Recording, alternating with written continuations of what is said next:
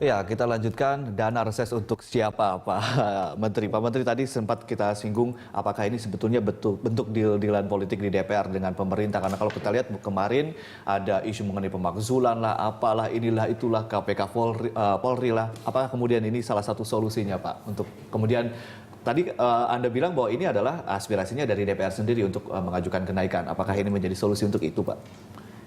Ya, kebijakan politik anggaran itu kan kebijakan bersama antara pemerintah dengan DPR. Dan juga kompleks. Kompleks masalahnya. Saya kira wajar kalau pemerintah menyampaikan konsep perencanaan jangka pendek 1 tahun anggaran. Wajar kalau DPR juga sebagai lembaga mitra pemerintah juga mengajukan konsep anggarannya. Pasti setiap tahun ada beberapa proses pergeseran anggaran, ada beberapa usulan peningkatan. Wajar.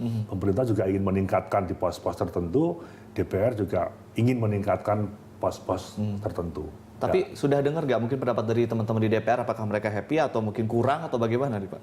Relatif ya. Relatif. Relatif ya. Kalau ditanya kurang terus. Kurang terus. Iya, relatif. Makanya kita lihat, kalau kita melihatnya ke atas ya nggak akan. Karena banyak anggota DPR yang backgroundnya pengusaha. Ya dengan DPR yang segitu pasti akan kurang. Tapi kalau memang dia aktivis atau PNS, ya saya kira cukup sekali begitu loh. Ada yang mengatakan bahwa ini komponen kenapa naik juga karena ada istilah atau program baru namanya Rumah Aspirasi Rakyat. Apakah ini seberapa penting, Pak, Rumah Aspirasi Ya, Rakyat Rumah ini kemudian? Aspirasi itu kan bisa kolektif.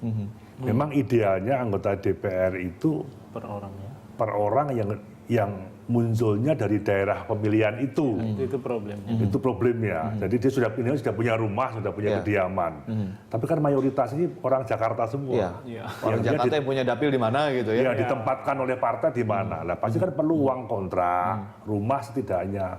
Ya. Atau gotong royong. Kalau gotong royong kan kalau satu partai hanya punya 1 kursi kan sama saja. Oke. Kalau punya 3-4 kursi kan mungkin beda lah. Saya kira ini yang menjadi problem. Ya. Tapi memang tadi yang menarik, komunikasi kan tidak harus tempat. Tidak harus tatap muka, tidak harus misalnya ke Papua atau kemana gitu ya? Itu kan bisa lewat surat, lewat telepon. Karena lewat kita juga mungkin masyarakat Indonesia pernah melihat Pak Jokowi sendiri melakukan telekonferensi, apakah itu dimungkinkan DPR melakukan itu? juga. Berarti dana reses harusnya bisa dipangkas dong, Pak? Ya, Bisa ya, Pak? bukan. Dialihkan. Dalam arti dialihkan. Dialihkan. Begitu. Mungkin uang aspirasi oke untuk DPD perlu, ini kan Dewan Perwakilan Daerah. Tapi itu kan kolektif yang tidak lihat dia dari mana, satu.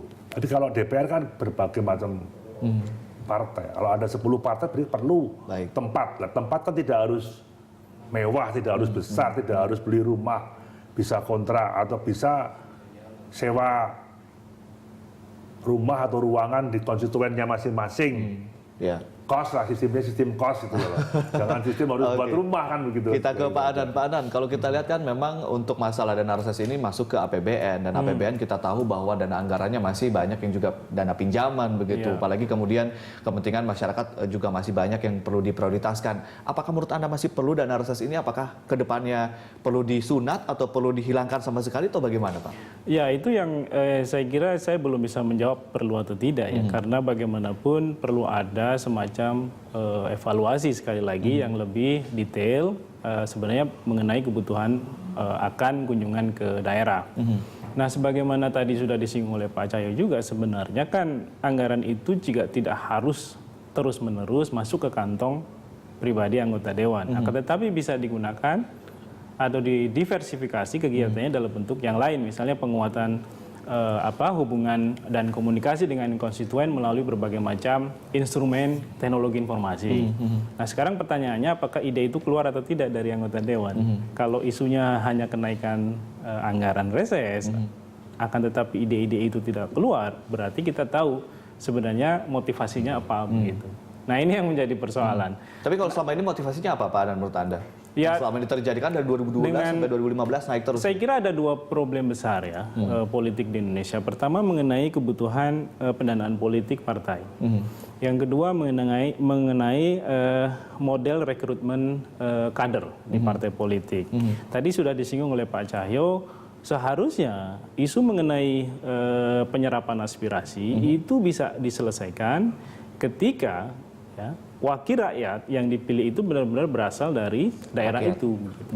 Nah sekarang kan persoalannya tidak. Partai politik mengambil kader-kader yang sebenarnya bukan dari wilayah itu, tapi ditempatkan di daerah itu. Nah ini akan melahirkan kos. Termasuk Pertama, untuk rumah aspirasi rakyat itu. Betul. Ya, yang pertama dia tidak punya hubungan sosiologis yang kuat dengan masyarakatnya. Iya. Tidak ada kedekatan emosi juga. Ya, saya kira itu jadi isu ya. Yang kedua, partai politik juga pada saat yang sama membutuhkan anggaran untuk bergerak. Nah, dari mana selama ini anggaran itu? Termasuk dari dana reses ini ya. Saya kira salah satunya dari itu. Jadi dana reses untuk siapa nih Pak? Untuk pembiayaan politik atau untuk masyarakat sebenarnya? Ya kita bicara secara umum konstituen, ya luas. Luas ya. Saya pernah 8 tahun ketua fraksi ya, saya bikin sampel anggota fraksi saya. Itu ada yang 1 tahun dia terima uang reses, belum pernah sekalipun ke daerah pemilihan. Oke. Saya tanya, jawabannya saya untuk 5 tahun nanti saya tidak lagi mencalonkan. Loh, kok enak sekali. Jadi jadi DPR ya, Pak, ya? Bayangkan nggak? Yang kedua kan ya tidak harus ke dapil. Teman-teman saya, keluarga saya kan juga konstituen saya, kan konyol kali ini. Nah makanya kembali pada kesadaran, kemudian partai juga harus mengontrol. Kalau orang-orang gini ya jangan lagi dicalonkan lagi. Kalau Bapak lihat sekarang kan Bapak juga dulu di DPR juga. Kalau Anda lihat di komposisi DPR saat ini berapa persen yang seperti itu, Pak? Saya nggak bisa menilai ya. Betul. Karena seperti di saya pada saat jumlahnya 90-an masih ada kok 3-4 orang. Itu loh. Kali berapa partai? Kayak partai. Tapi juga yang lain juga kami kan nggak mungkin ngecek semua. Daerah juga tidak mungkin memberikan laporan. Fungsi kontrolnya bagaimana? Mau membuat mekanisme kontrol mungkin dari pemerintah ada yang ditambahkan, nggak bisa. mungkin Kalau ada yang baru? Tidak bisa. Itu tugasnya tugas partai politik. Oke.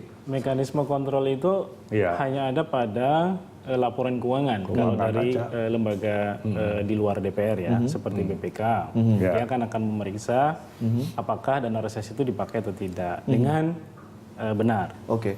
Nah, kalau yang kedua ini soal mekanisme kontrol yang kedua, tentu saja memang harus dari partai politik. Yang selama ini seperti apa mekanisme internal di partai? Masalahnya sekarang ini kan kita tidak pernah melihat ya. Publik paling tidak pernah merasakan apakah partai sebenarnya memberikan sanksi yang tegas kepada anggotanya atau tidak jika mereka melakukan penyimpangan. Ya, saya aja sebagai publik belum pernah didatangi oleh anggota dewan. Saya sebagai konstituennya begitu ya. Betul. Sama, saya juga punya pengalaman yang sama. Mungkin pemirsa di rumah juga belum dengan jana. Ya. Artinya gini, misalnya yang sederhana sekarang ini mekanisme recall itu masih menjadi hak eksklusif partai. Seharusnya ketika ada peningkatan dana reses, tentu saja juga harus dibuka ruang bagi konstituen untuk melaporkan kepada partai politik dan mengusulkan recall karena misalnya anggota DPR-nya tidak perform. Nah ini kan sebuah pendekatan yang bisa dilakukan ke depan jika memang partai politik punya concern untuk mereformasi lembaganya sendiri. Jadi pemerintah dalam hal ini tidak bisa nih untuk kemudian membuat rencana untuk meningkatkan akuntabilitas dan juga bisa saja, keterbukaan. Bisa saja. Okay. Dalam hal itu misalnya Menteri Dalam Negeri juga bisa mengusulkan beberapa Bisa tuh Pak katanya Pak. aturan ya. Kementerian kami rutin memberikan pelatihan-pelatihan kepada anggota DPRD seluruh Indonesia. Kita undang bagaimana cara menyusun anggaran dengan baik, bagaimana memahami area-area korupsi dengan baik, bagaimana lebih memahami fungsi legislasinya dengan baik. Tahapan itu saja kita. Jadi memberikan pemahaman mengenai fungsi dan tugas. Tapi kalau sampai detail itu tadi kewenangan partai politik dan bagaimana peran masyarakat. Baik, kita masih punya satu segmen, Bapak-Bapak, nanti kita akan sambung lagi di Dialog Jurnal Pagi, dan pemirsa tetaplah bersama kami di Dialog Jurnal Pagi.